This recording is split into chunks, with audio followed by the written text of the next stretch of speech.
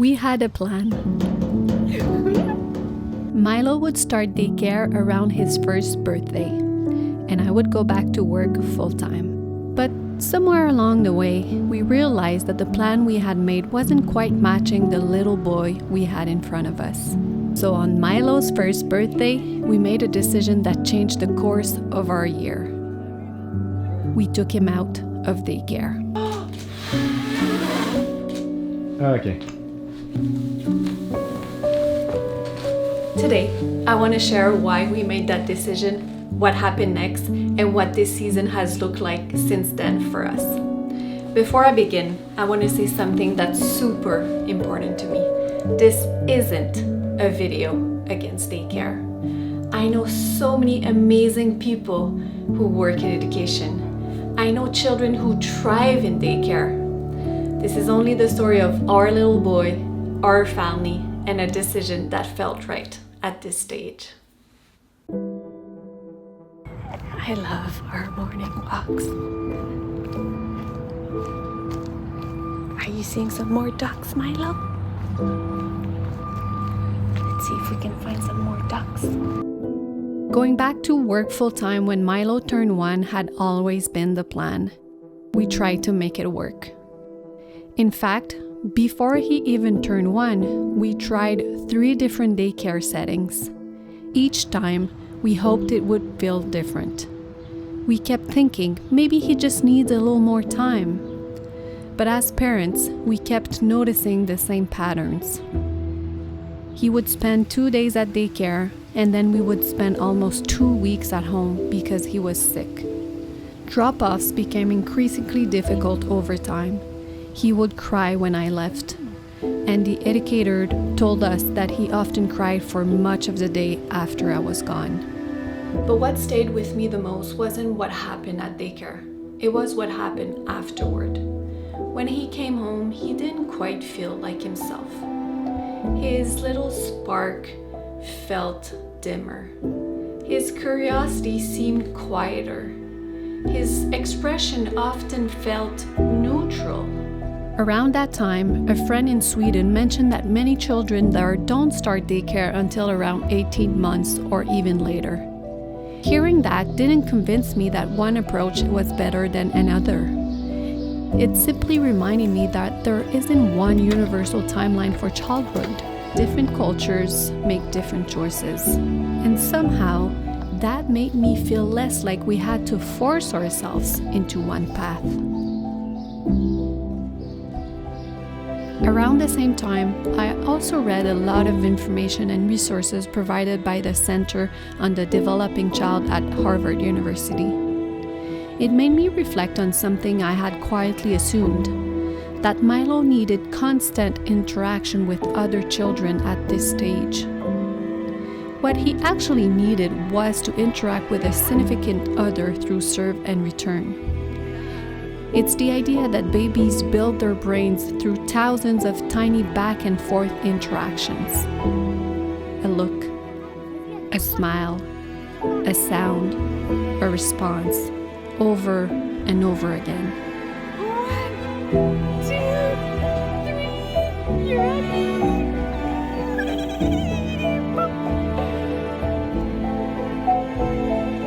Learning about that didn't tell me that daycare was wrong.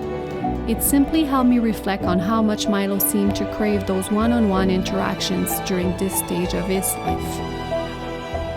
Maybe another child would have experienced daycare completely differently. Maybe if we've waited a few more months, it would have clicked for him. We'll never know.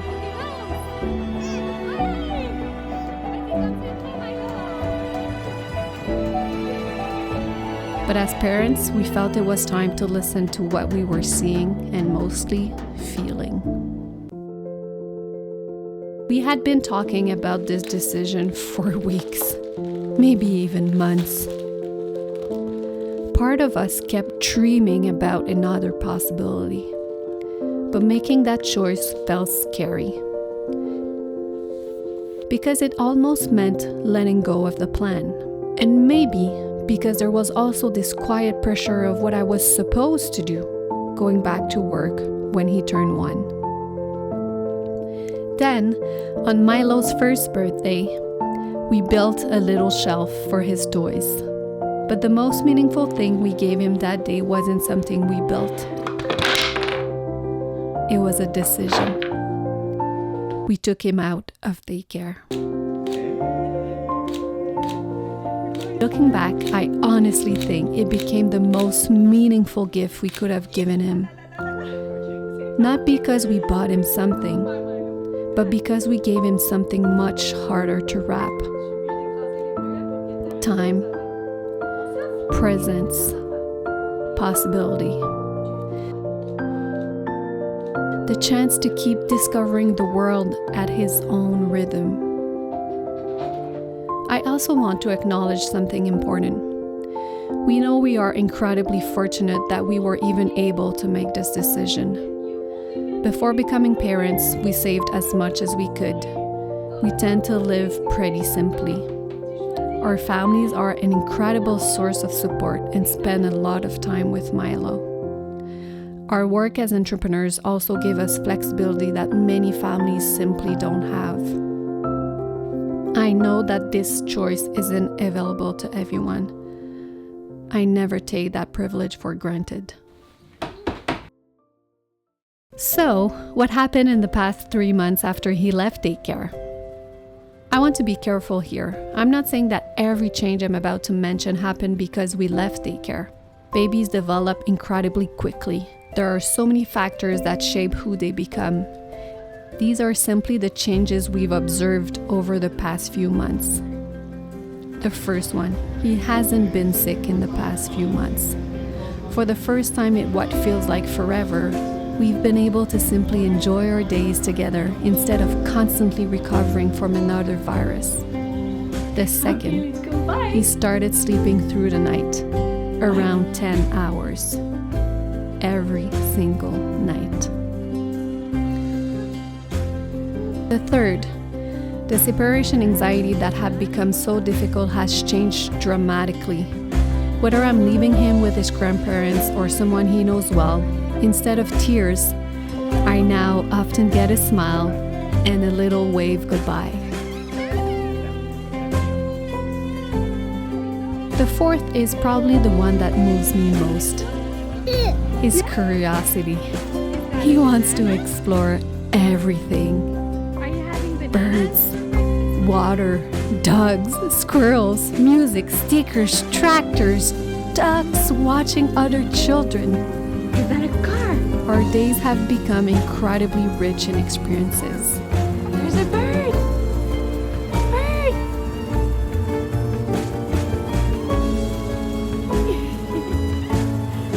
We've spent hours outside, following his interests instead of rushing from one schedule to the next. And the fifth, his joy.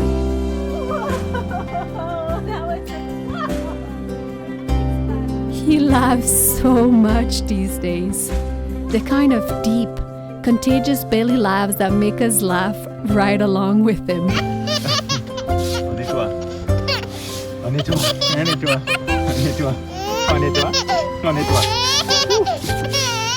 Seeing that joy has been one of the greatest gifts of this season.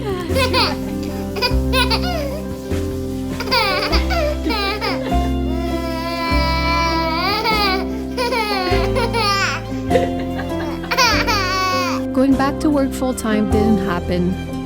We're still adjusting, reorganizing, sometimes wondering how we'll make everything fit. But one thing feels incredibly clear right now. For this season of life, Mylo is my priority.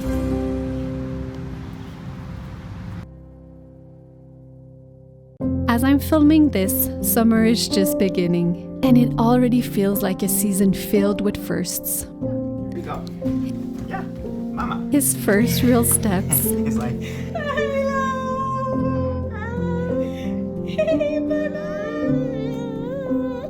his first bowl of Papa's spaghetti, do you like? Yeah? You like it? Spaghetti. first bike ride,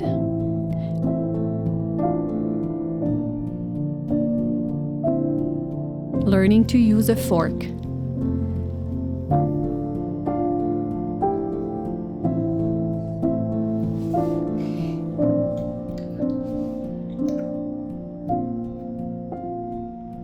wading pools, new playgrounds, splash parks. The little moments that somehow become extraordinary once you become a parent. One of the things I'm looking forward to most is taking him to the lake where I grew up. It's where my sister and I spent our summers with our cousins. Some of my happiest childhood memories were made there. And this year, I'll get to watch Mylo experience it for the very first time. There's something almost impossible to describe about becoming the parent inside the memories you once had as a child yourself. I don't know exactly what the next few months will look like. Waterfall. You like the piano? It's beautiful, eh, Mylo? I don't know exactly how we'll make everything work. But this experience has reminded me that parenting isn't about finding the perfect answer. It's about paying attention to the child in front of you. For us, this feels right for this season. Another family may make a different decision. Another child may need something completely different, and that's okay. This is simply one little echo from our journey. Thank you so much for being here, and thank you for letting me share it with you. I'll see you in the next Echo of Mylo.